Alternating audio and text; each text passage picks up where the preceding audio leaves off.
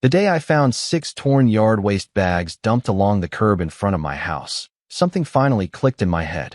It wasn't Ndapos, an accident. It wasn't Ndapos, bad timing. And it definitely wasn't Ndapos, my imagination. The crazy part is, by that point, it had been happening for almost 4 months. I live in a quiet subdivision outside Cedar Ridge, Tennessee. Nothing fancy. The kind of neighborhood where people wave from their driveways, kids ride bikes until sunset, and everyone pretends to get along during the annual block barbecue. When my wife Emily and I moved there 3 years ago, we honestly thought we and Ndapos found the perfect place to settle down. For a while, it felt that way. Then there was Rick Holloway. Rick was president of the neighborhood association. Mid-60s. Retired insurance guy. Always wore polo shirts tucked into khakis like he was running for city council, even though nobody asked him to. He was one of those men who never raised his voice because he didn't Ndapos need to. Somehow he could make a simple sentence sound like an order. Most people tolerated him. Some people liked him. A few people were scared of him. At first, I was somewhere in the middle. Then the yard waste started showing up. The first time, I didn't Ndapos think much about it. A couple bags of grass clippings sat near my curb before trash collection day. I assumed a landscaping crew had dropped them in the wrong spot. The truck picked them up 2 days later. Problem solved. Or so I thought. 3 weeks later, there were more. Not just bags this time. Broken branches. Dead leaves. A pile of mulch. Enough stuff that delivery drivers had trouble pulling up close to the curb. Now, I work from home running a small specialty electronics business. Most of my inventory arrives through freight deliveries. Having access to the curb wasn't Ndapos some minor preference. It actually mattered. So one afternoon I walked over to Rick Ndapos' house. He was watering flowers when I arrived. End quote. Hey Rick, end quote, I said. End quote. Do you know anything about the yard waste showing up in front of my place? End quote. He didn't Ndapos even look surprised. Instead, he chuckled. End quote.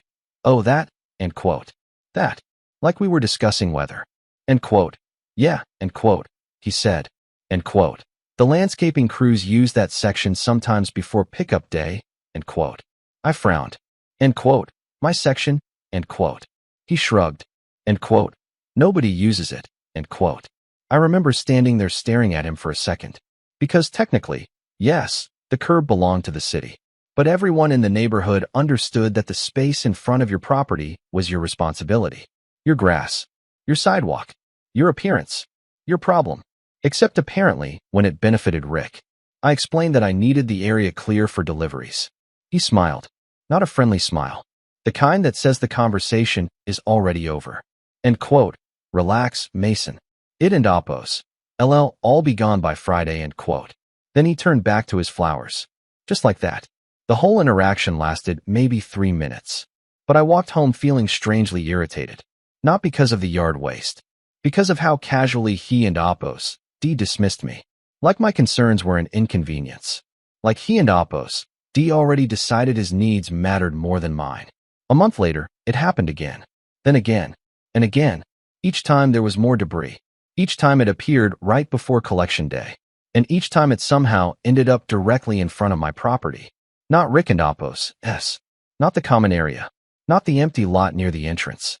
Mine. Around that time, Emily started noticing how annoyed I was getting. One evening she found me standing at the front window looking at 3 giant bags of leaves sitting by the curb. She laughed. End quote. You know you Ndapos. Staring at garbage, right? End quote. End quote. I know, end quote. End quote. You Ndapos. Been staring at it for 10 minutes, end quote. I sighed. End quote. It Ndapos. Not the leaves, end quote. End quote. Then what is it? End quote. I didn't Ndapos answer immediately. Because honestly, I was still trying to figure that out myself. The truth was, the bags weren't Ndapos the real issue anymore. What bothered me was the message.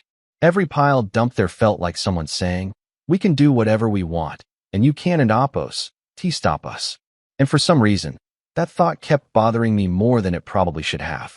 What I didn't Ndapos know then was that things were about to get much worse. Because 2 weeks later, I overheard a conversation at a neighborhood cookout that changed everything I thought I knew about why Rick kept choosing my house. And once I learned the real reason, The whole situation stopped feeling like carelessness. It started feeling personal. It happened during the annual summer cookout the neighborhood association hosted every July. The event was always the same.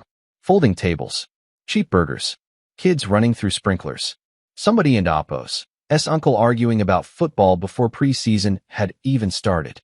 Emily was talking with a group of neighbors while I stood near the grill grabbing another drink when I overheard two landscaping contractors talking behind me. At first I wasn't Appo's paying attention. Then one of them mentioned my address. That got my attention real fast. End quote. Rick always uses the Carter place. End quote. One guy said. The other laughed. End quote.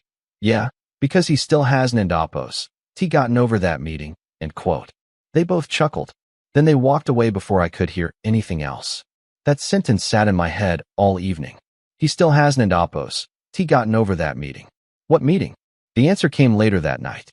Around 10:00 and Appo's clock, after most people had gone home, my neighbor Carl wandered over carrying a beer. Carl had lived there longer than anyone. The man knew everything. Not because he was nosy, because people naturally told him things.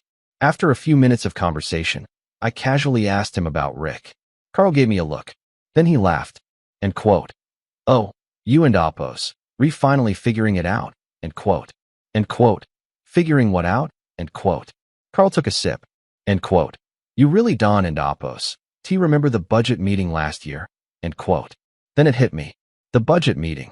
About 18 months earlier, the HOA board had proposed spending nearly $40,000 on decorative stone entrance signs. I had attended the meeting because the special assessment would have increased homeowner fees. During the discussion, I questioned several numbers in the proposal. Nothing dramatic. Nothing personal. Just questions. Questions Rick couldn't and Appo's answer. In front of nearly 50 homeowners. The proposal ended up getting delayed and later reduced significantly. At the time I thought it was over. Apparently Rick didn't and Appo's Carl shook his head. End quote. That man holds grudges like they and Appo's family heirlooms. End quote. I laughed. At first. Then I stopped laughing. Because suddenly every strange interaction over the past year started making sense. The dismissive attitude. The little comments. The way he always seemed irritated whenever I spoke during meetings. I wasn't Appo's imagining it. Rick remembered. And maybe the yard waste wasn't Appo's about convenience at all. Maybe it was about reminding me who controlled the neighborhood. When I got home, I told Emily what Carl had said. She listened quietly. Then she asked one simple question. End quote. Can you prove any of it? End quote. I hated that question. Because the answer was no. I couldn't and Appo's prove motive. I couldn't and Appo's prove retaliation.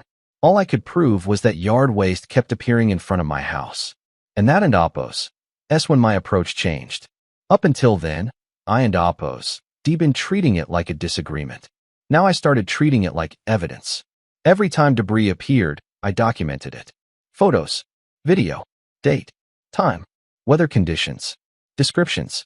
I created a folder on my computer, then another folder, then a spreadsheet.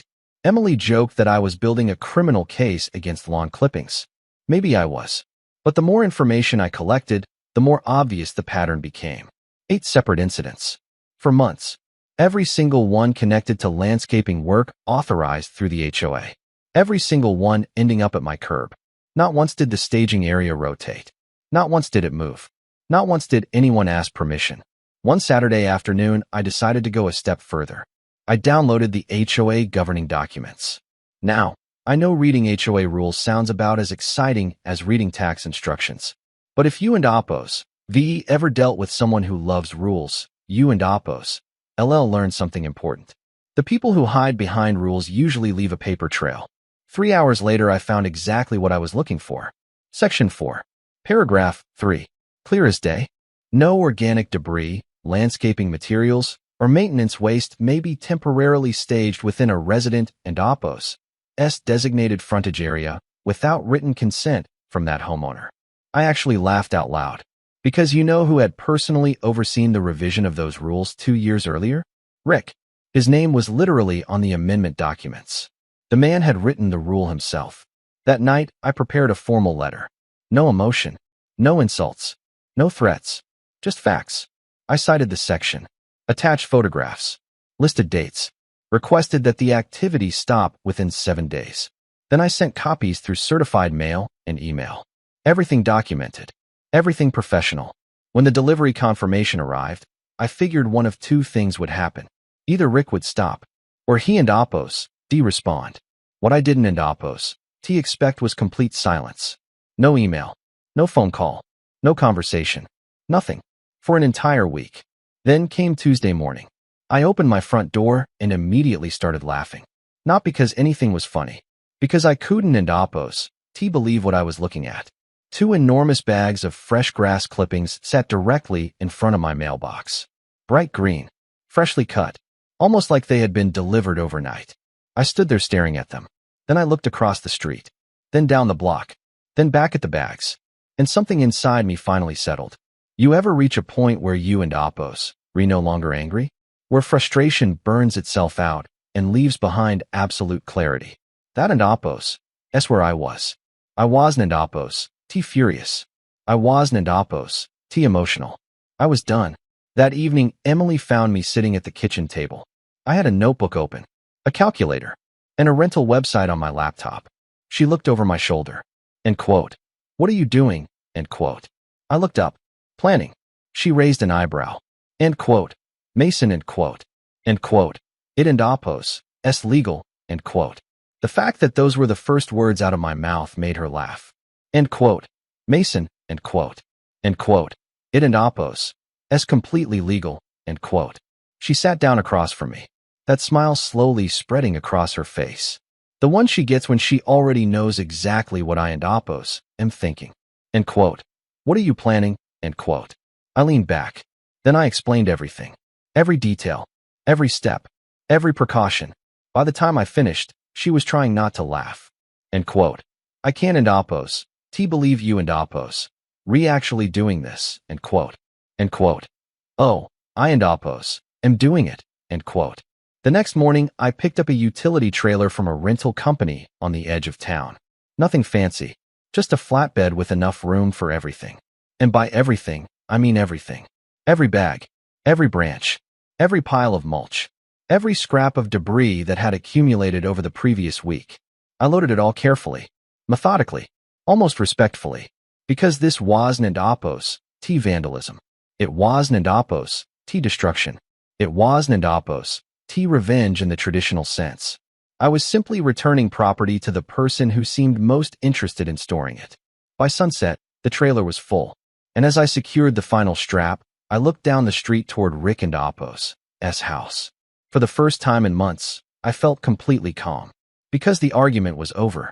The reminders were over. The warnings were over. And the next move wasn't and Apos, T, going to involve another conversation. It was going to involve a very full trailer and a lesson Rick was never going to forget.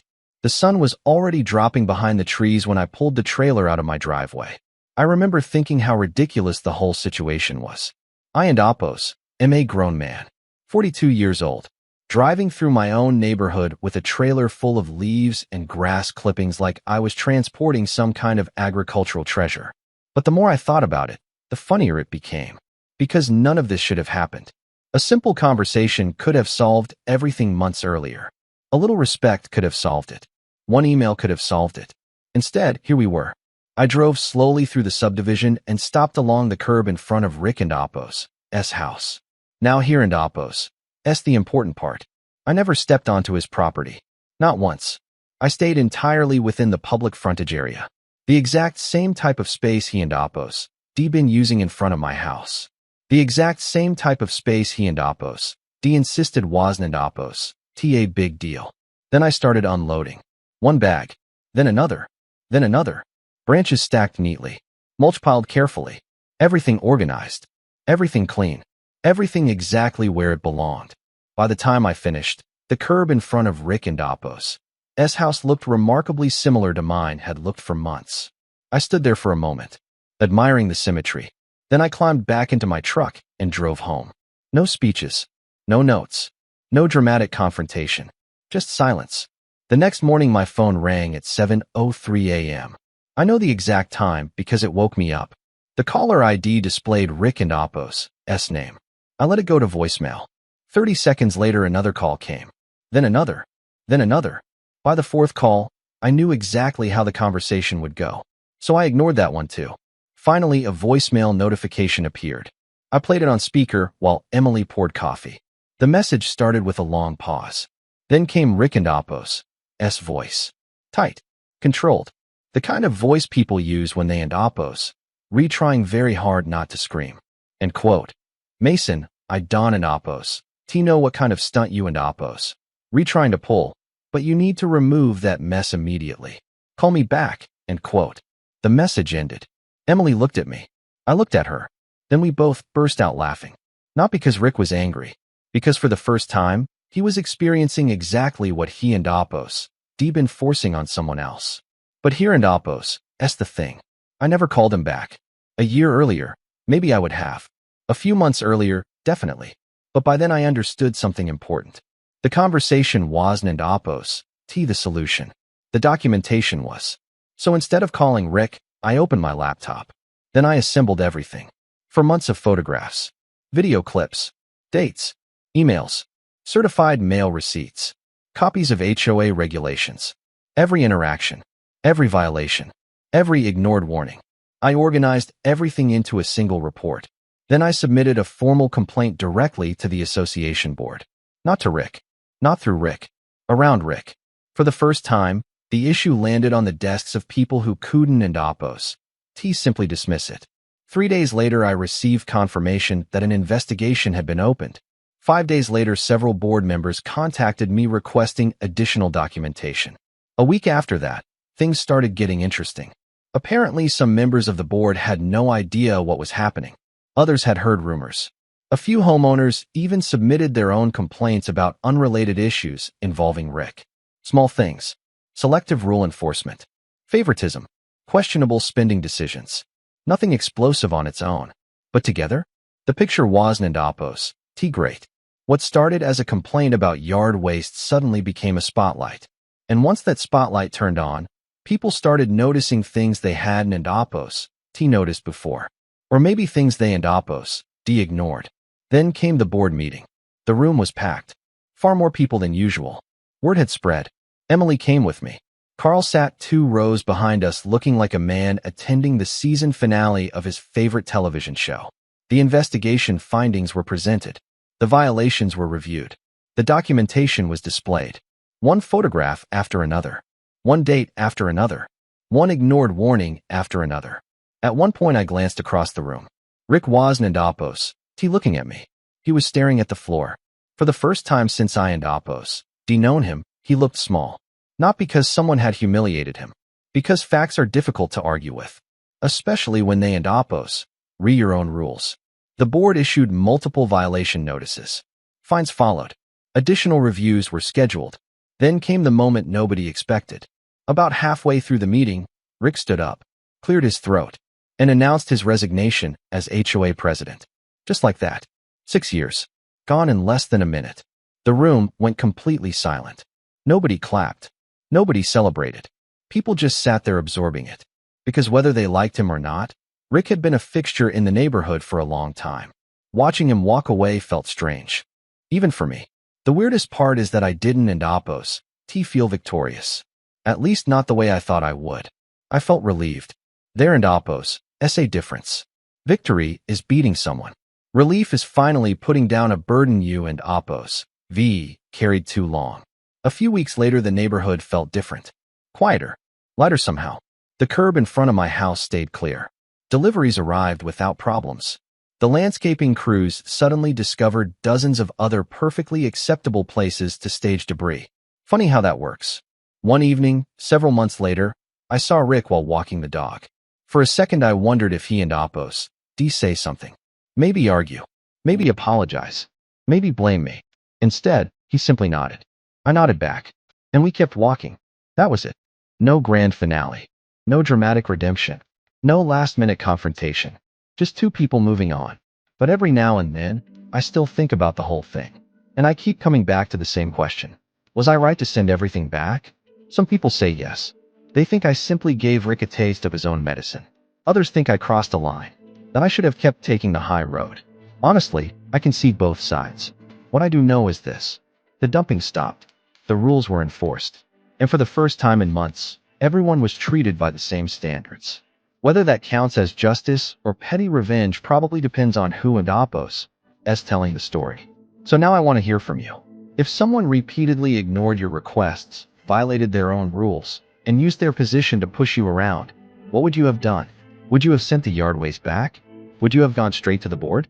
Or do you think I should have handled it differently?